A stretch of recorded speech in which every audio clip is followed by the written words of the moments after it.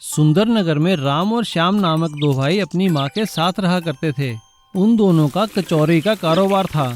राम बहुत अच्छी कचौरी बनाया करता था और श्याम बहुत अच्छी सब्जी। राम ने घर में ही कचौरी बनाने की एक मशीन लगाई हुई थी। वो उसमें बड़ी खस्ता कचौरियाँ बनाता और श्याम बाजार में अपनी दुकान में सब्जी के साथ उन्हें बेचा करता था।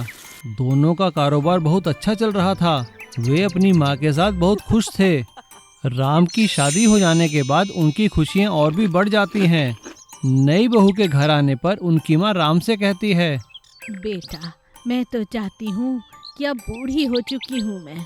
तुम और तुम्हारी पत्नी कारोबार संभालो और शाम को भी संभालो। ये सुनकर राम की पत्नी कहती है, क्यों नहीं माताजी? कुछ दिन तो सब कुछ ठीक चलता है, लेकिन इतना कारोबार देखकर राम की पत्नी के मन में लालच आ जाता है। वो एक दिन राम से कहती है, अजी सुनते हो, सारा दिन कचौरियाँ बनाते हो आप, और ये शाम सिर्फ दुकान पर खड़ा होकर सारा मुनाफा ले लेता है। नहीं बिमला, ऐसा नहीं है। मुझे मेरे भाई और माँ पर पूरा भरोसा है। मैं सब समझती हूँ, माताजी भी इसी का साथ देती हैं। मैं तो कहती हूँ हमें अपना कचौरियों का काम अलग शुरू कर देना चाहिए, नहीं तो इनके गुलाम बनकर ही रह जाएंगे। अपनी पत्नी के बार बार कहने पर राम के मन में भी लालच आ जाता है और वो एक दिन अपनी माँ से कहता है, माँ, बस बहुत हुआ, अब मैं खुद बाजार में कचौरी बेचा करूँगा।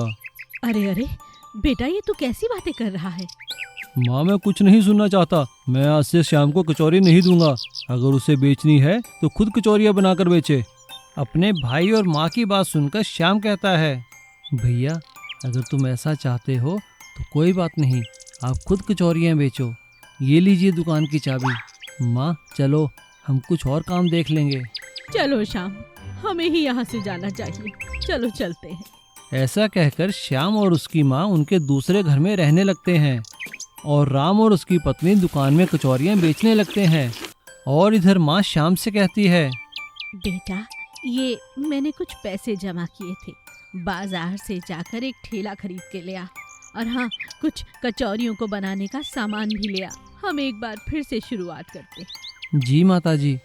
श्याम ऐसा ही करता है। उसकी माँ कचौरियाँ बनाती है और श्याम सब्जी, और वो दोनों बाजार में कचौरियाँ बेचने लगते हैं। राम कचौरी बनाना तो जानता था, लेकिन वो ये भूल गया कि उसको सब्जी बनानी नहीं आती। घटिया सब्जी के साथ कचौरी बेचने के कारण उनके दुकान की बिक्री कम हो गई और इधर श्याम और उसकी माँ के हाथ की बनाई कचौरी और सब्जी धड़ाधड़ बिकने लगी। अब सभी लोग राम की दुकान से नहीं, श्याम की दुकान से कचौरियाँ खाने लगे। ये देखकर राम को अपनी गलती का एहसास हुआ। राम अपनी पत्नी को लेकर अपनी माँ के पास जाता है और उससे माफ़ी मांगता है। माँ, मुझे माफ़ कर दो। भाई श्याम, घर वापस चलो। माताजी, मुझे माफ कर दीजिए। राम की माँ उसे माफ़ कर देती है। श्याम और माँ दोनों वापस घर आ जाते हैं और फिर से पहले की तरह काम करने लगते हैं और वो सभी फिर से खुशहाली से रहने लगते हैं। अमीर और गरीब खिलौना रेस। समस्तपुर में चिंटू नाम का एक लड़का रहता था। उसे खिलौनों से खेलना बहुत अच्छा लगता था। वो अपने लिए खुद ही बड़े अच्छे अच्छे खिलौने बनाया करता था और उनसे खेला करता था। उसके अधिकतर खिलौने वेस्ट मटेरियल के बने होते थे, जो बहुत सस्ते और टिकाऊ होते थे। वो अपने दोस्तों को भी खिलौने खेलने के लिए दिया करता था। गांव के सभी बच्चे चिंटू के दिए हुए खिलौनों से खेलकर बड़े खुश होते थे। एक दिन गांव के बच्चे चिंटू के पास गए और उससे पूछने लगे, अरे चिंटू, आज तूने क्या बनाया है? देखो देखो, आज मैंने एक लकड़ी की साइकिल बनाई है। कैसी लगी तुम्हें मेरी साइकिल? अरे वाह, ये तो बहुत अच्छी है। सभी बच्चे चिंटू की बनाई साइकिल से खेलने लगते हैं। तभी वहाँ पे गांव का अमीर लड़का पिंटू आता है। वो अपनी नई महंगी साइकिल लाकर गांव के बच्चों पर रौब जमाता है। आज ही मेरे पिताजी नई साइकिल लेकर आए हैं, वो भी शहर से। उसकी बातें सुनकर चिंटू का दोस्त बोलता है, अरे हमारे पास भी साइकिल है, चिंटू ने बनाई है। लेकिन पिंटू चिंकू और उसके दोस्तों की लकड़ी की साइकिल देखकर उनका मजाक उड़ाता है। तुम्हारी ये लकड़ी की साइकिल चलती भी है कि नहीं? हाँ हाँ चलती है। चिंटू बताओ ना इसे। ये यहाँ क्या बताएगा, अगर हिम्मत है तो गांव के मेले में मेरे साथ रेस लगा के बता, तब मानूं। हाँ हाँ ठीक है, मुझे मंजूर है। चिंटू की बात सुनकर पिंटू उसको गांव के मेले में साइकिल रेस लगाने का न्योता देता है। अगले दिन दोनों अपनी अपनी साइकिल लेकर गांव के मेले में जाते हैं और वहां साइकिल की रेस लगाते हैं। रेस शुरू होते ही पिंटू सबसे आगे निकल जाता है और चिंटू पीछे रह जाता है। लेकिन तभी पिंटू की साइकिल में कांटा लगने के कारण उसकी हवा निकल जाती है और वो वहीं गिर जाता है और चिंटू अपनी लकड़ी की साइकिल लेकर आगे निकल जाता है और रेस जीत जाता है। रेस जीतने के बाद मेले वाले उसको इनाम देते हैं। चिंटू के सभी साथी दोस्त उसका तालियों से स्वागत करते हैं। हमारा दोस्त जीत गया, हमारा दोस्त जीत गया। जादुई नशीली ट्रेन। समसपुर गांव में पिंका और चिंका नाम के दो दोस्त रहते थे। उन दोनों का शराब का कारोबार था। उन लोगों ने गांव के बाहर एक शराब की दुकान खोल रखी थी और साथ में ही एक खाने पीने की दुकान भी।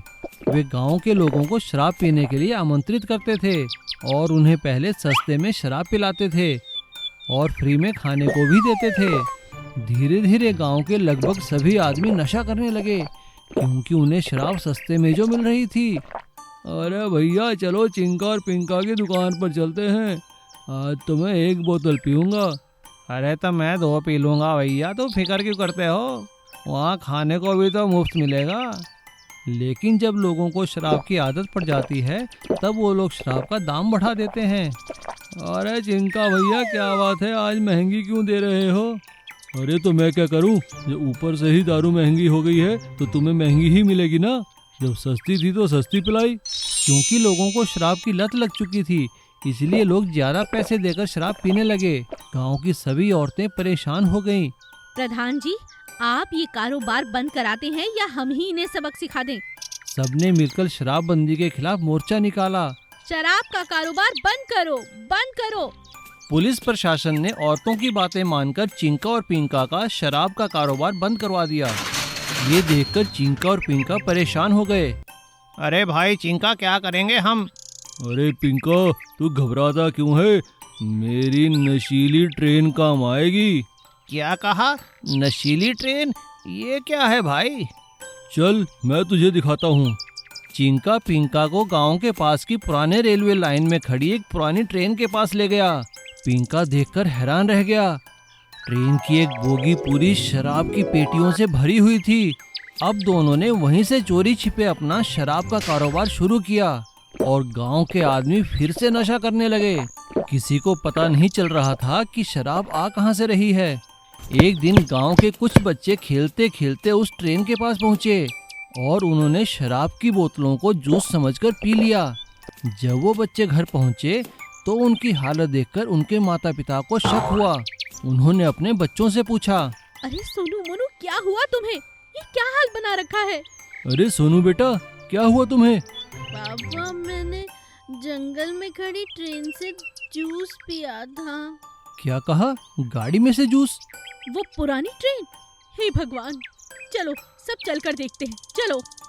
गांव वाले गांव के प्रधान को लेकर उस गाड़ी के पास जाते हैं और वहां पड़ी शराब की पेटियां देखकर हैरान रह जाते हैं। वो सभी समझ जाते हैं कि ये चिंका और पिंका का ही काम होगा। वो लोग पुलिस को बुला लेते हैं और सारी शराब की पेटियों को नष्ट कर देते हैं। चिंका अपना सिर पकड़कर रोने लगता है। अरे मेरी जादुई नशेली ट्रेन। ये सुनकर सभी गांव वाले हंसने लगते हैं और पुलिस चिंका को पकड़कर ले जाती है और गांव वालों को नशे से मुक्ति मिलती है। Long bridge. धर्मपुर गांव में नदी पर एक छोटा सा लकड़ी का पुल था जिसे पार करके यात्री इधर से उधर आया जाया करते थे। वहां के लोगों का शहर जाने का वही एकमात्र साधन था। उसी गांव में यशोदा नाम की एक औरत रहा करती थी जिसका बेटा गोपाल शहर में पढ़ाई किया करता था और पढ़ाई खत्म होने के बाद उसकी शहर में बहुत अच्छी नौकरी लग जाती है। अपनी पहली कमाई से गोपाल एक बहुत अच्छी गाड़ी खरीदता है और उसे लेकर वो वापस गांव आता है। लेकिन पुल के पास आकर वो हैरान और दुखी हो जाता है क्योंकि उसकी गाड़ी पुल के पार नहीं जा सकती थी। ये देखकर उसे बहुत गुस्सा आता है। और वो गुस्से में अपने घर न जाकर सीधा प्रधान के घर जाता है। प्रधान काका नमस्कार। अरे आओ बेटा कृष्णा, कैसे हो? बड़े दिनों बाद आए शहर से। अब काका आप ही बताइए, मैं आऊं भी तो कैसे? मैंने इतनी तरक्की की है, लेकिन इस गांव में मैं अपनी गाड़ी भी नहीं ला सकता। मैं तो बस आपसे यही कहने आया था कि आप कुछ करते क्यों नहीं? अरे बेटा, मैंने सरकार को बड़ी चिट्ठियां लिखी है, हमारे गांव के लिए एक पक्का पुल बनाया जाए, लेकिन कोई सुनवाई नहीं होती बेटा। अब तुम जवान लोग ही कुछ कर सकते हो। वो ये सब देखकर हैरान था कि गांव ने अभी तक कोई भी तरक्की नहीं की है। लेकिन प्रधान काका, अगर कोई बीमार हो जाए तब आप क्या करोगे? यहाँ तो एम्बुलेंस भी नहीं आ सकती। अरे बेटा, इसी बात का तो रोना है। कई लोगों ने तो रास्ते में ही जान दे दी है, वो भी इस पुल की वजह से। प्रधान के मुंह से ये सब सुनकर वो बहुत उदास हो जाता है। तभी वहाँ एक औरत रोती हुई आती है। हाय राम हाय, मेरे बेटे को सांप ने काट लिया, कोई बचाओ, कोई इसे अस्पताल ले जाओ, अरे कोई हमारी मदद करो। उस औरत के साथ साथ गोपाल की माँ यशोदा भी वहाँ आती है। वो गोपाल को देखकर हैरान हो जाती है। अरे बेटा, तू कब आया और घर क्यों नहीं आया? यहाँ क्या कर रहा है? देख, ये बेचारी कैसे बिलख रही है। जानता है, इसके बच्चे को सांप ने काट लिया, अब इसे कैसे अस्पताल पहुँचाए, कुछ समझ नहीं आता। गोपाल ये सब देखकर हक्का बक्का रह जाता है। तभी अचानक वो बच्चे को गोद में उठाकर भागने लगता है और एक लड़के को अपना फोन देकर उसका वीडियो बनाने को कहता है। वो बच्चे को गोदी में लिए भागता है और भागते भागते पुल पार करता है और उसे अपनी गाड़ी में बैठाकर अस्पताल ले जाता है। धीरे धीरे उसका ये वीडियो वायरल हो जाता है और उसका वीडियो वायरल होते होते मंत्रियों और सरकार के बड़े बड़े अधिकारियों के पास भी पहुंच जाता है। लोग उनसे सवाल करने लगते हैं। सरकार में बैठे मंत्री शर्मिंदगी से बचने के लिए उस पुल के निर्माण का तुरंत आदेश देते हैं और इससे संबंधित एक चिट्ठी प्रधान के पास पहुंचती है। पुल के निर्माण कार्य का आदेश प्राप्त करके प्रधान बहुत खुश होता है। प्रधान चिट्ठी लेकर भागा भागा अस्पताल आता है और गोपाल से कहता है, कृष्णा बेटा, एक खुशी की खबर है। कहिए प्रधान जी, क्या बात है? बेटा, तुम्हारा वीडियो वायरल हो चुका है और सरकार ने तुम्हारे वीडियो को देखकर हमारे गांव में पक्का पुल बनाने का आदेश दे दिया है। बेटा, तुम्हारी जीत हुई। सरपंच काका, ये मेरी नहीं, ये पूरे गांव वालों की जीत है। गांव में पुल बनने का कार्य देखकर सभी गांव वाले राहत की सांस लेते हैं।